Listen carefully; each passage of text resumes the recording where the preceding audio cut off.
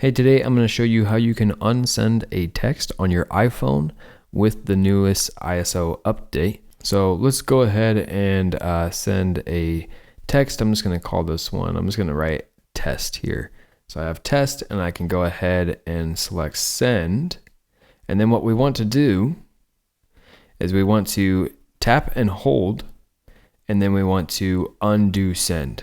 And then we get that little animation there that will undo the send. Something to mention here is that you will not be able to undo a text if a certain amount of time has already passed.